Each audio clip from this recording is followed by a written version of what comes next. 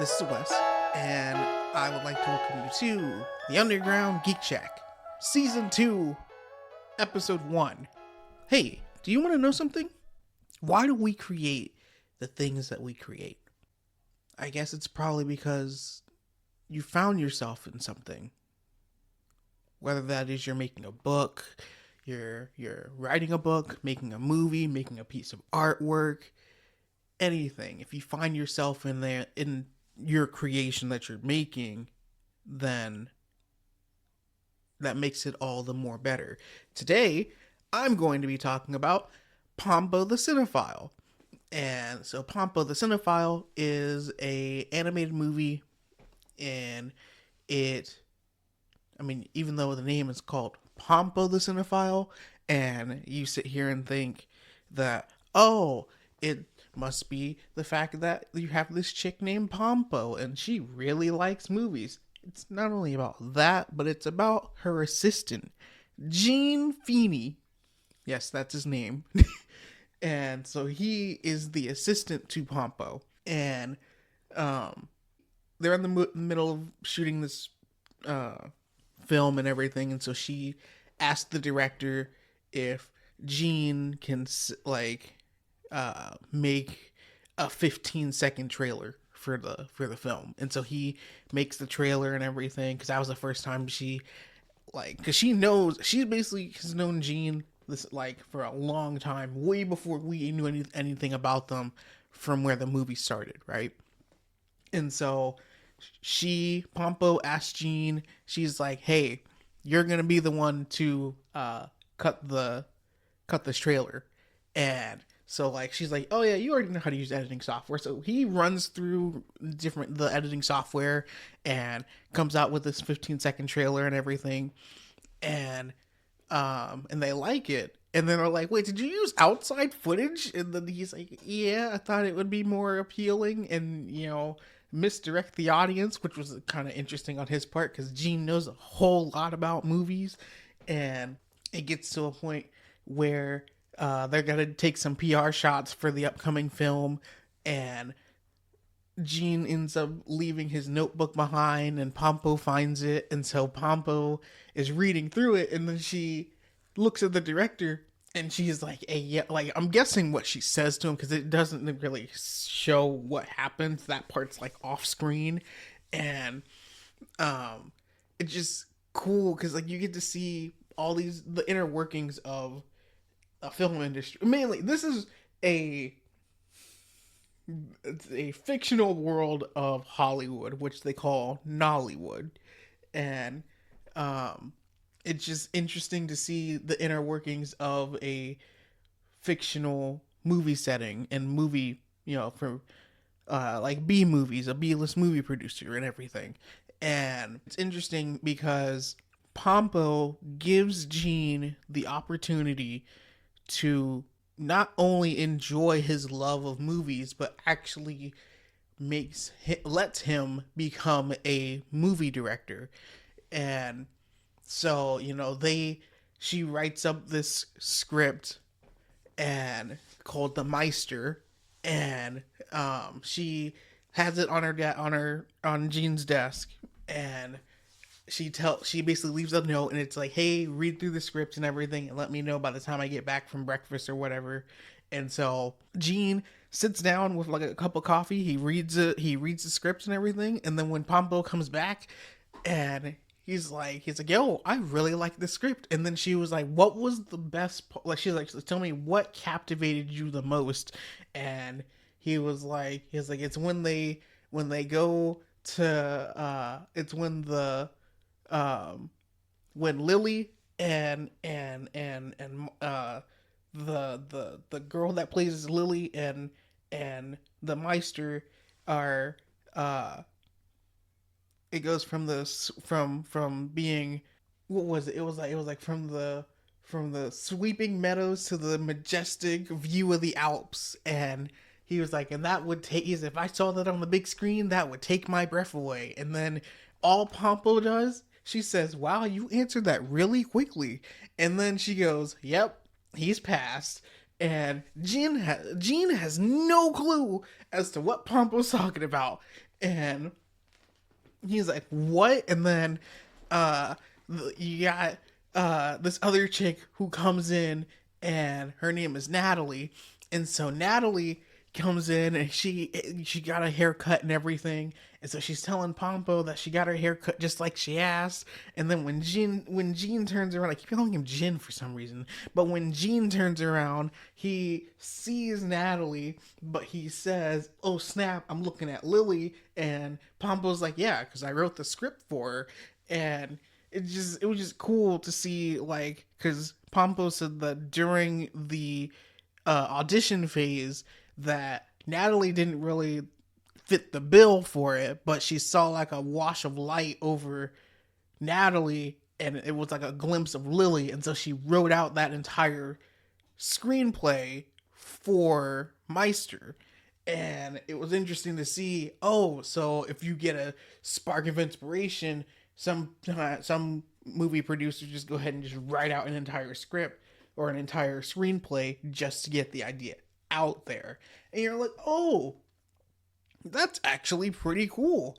And so now they go in, they get Martin Braddock, who is like this legendary actor who had quit acting because none of the roles seemed fitting for him. And but Pompo's grandpa Peterson, and him and Martin Braddock used to be friends, and so he called Martin Braddock over, and he's like, "Hey, yo, I got a good film for you that this one might actually work for you." And so you got Natalie and you got Martin Braddock, and so you got these two stars. And Gene is kind of freaking out because now he is officially a movie director at this point in time.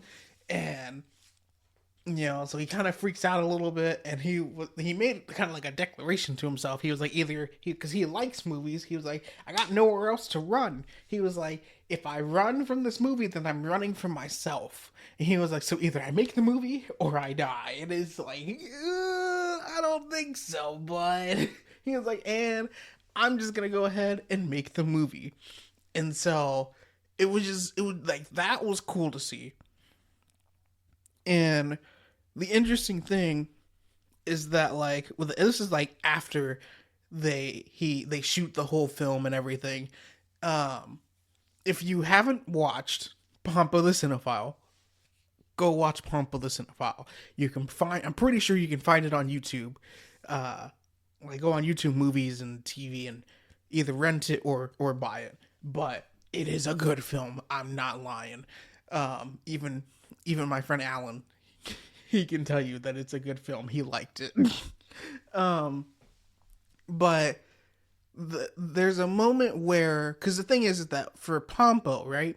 She, like, once the movie is done, like once like the crew and everyone have done filming the movie, then it has to be edited, right? And so usually you would hire like an editor to edit the movie and everything. But for Pompo, she would want her directors to edit the movie themselves because they are the first ones to see it fully. They get to take all the footage that they've, accumulated over the course of the months for the movie, and now they have to sit here and put it into, an actual film. And so it's interesting to see what Gene is going to come up with. And, there's a moment where it's flipping back and forth between what's happening in the film and what's happening while he's editing. And there's a moment where you hear like the manager for Dalbert. That's the character that Martin's playing. His name is Dalbert. And the manager for Dalbert comes in, and he is like, dude, you need to just take a break. You left your door unlocked. Anything could have happened. You need to get away. Um and so, he takes him up on his advice and everything. But at this point, when it cuts back to Gene editing, he's like sweating, he's tired. And then he literally takes a step back, and he goes and like he's just sitting out on like on this bench right next to the vending machines, and then he see like he's just trying to figure out what the heck is he gonna do for this film. And then he sees Mr. Peterson, Pompo's grandfather, and he is walking away. He's walking somewhere, gonna go to like this. It's like this old room where he's literally just splicing old film to make a new movie. And you're like, what? You can do like I didn't know you could do that, but apparently you can. And um and he was like, because Gene is like, he's looking at his phone, and then he sees Pompo because he's about to call her, and so he doesn't, and so he goes and talks to Mr. Peterson, and it's funny because with Mr. Peterson, every time he sees Gene, he goes, "Oh, you're Sam, this is Battleship Hansen," or he'll say some like random other movie title that you would not have thought of, and he goes, and Gene goes, "No, it's Gene." Just let me correct you right there. And um, but it's interesting because he talks to so Gene gets to talk to Peterson, and the thing that Peterson says, he was like, "Oh, well, why don't you ask Pompo?" And then Gene doesn't say anything. He goes, "Oh, I get it. Pompo's the screenwriter, and you can't ask her how you think it should go if you're only gonna follow what she says." And that makes a fair point because Gene usually only follows what Pompo says. And at this point, Pompo's like, "Yo, like, from what I have gathered, is that the reason why Pompo's doing this, Pompo's like, yo, I want to see your movie, not how other people want you to do this movie. I want to see how Gene Feeney makes his movie to captivate an audience, you know, to get them excited about this film." And the thing that Peterson says is, "You like movies, don't you?" And Gene's like, "Yeah." And there's a moment where he's like, "Yeah, of course I like movies." And he's like, "And what do you like about those movies?" And Peterson says, "I'm guessing the reason why you like those movies is because you found yourself in them. You kind of empathize with the characters. You laugh with some of them. You cry with some of them. Sometimes you get angry. Yeah, we've all been there when it came to Endgame." And and the thing he says is that you need to find yourself in your movie. And that's the thing, is that even now I'm speaking outside of the review for Pompo, but that's the thing, right? Is you have to find yourself in whatever you're doing. So, like, if you're an artist, sometimes you have to find yourself within the piece of art that you're making. Whether, I guess, if you're a game designer, yeah, technically, yeah, if you're a game designer, you can still find yourself within some parts of the game that, like if it's like in character archetype within the game, I guess, within your game, I guess that kind of works. Whether you're a writer like me, you find yourself within the different stories that you tell. You put pieces of you down on paper to invoke a feeling of happiness, of anger, of regret. You do this to then not only appeal to you, but to appeal to someone else. But the first person you have to gain attachment to and for while working on this is yourself. Because if you don't, how do I put this? If you don't have that attachment for what you're working on, and you aren't like, there could be a funny joke that you have written in your manuscript, right? And if that joke doesn't make you laugh, it's not going to make your reader laugh.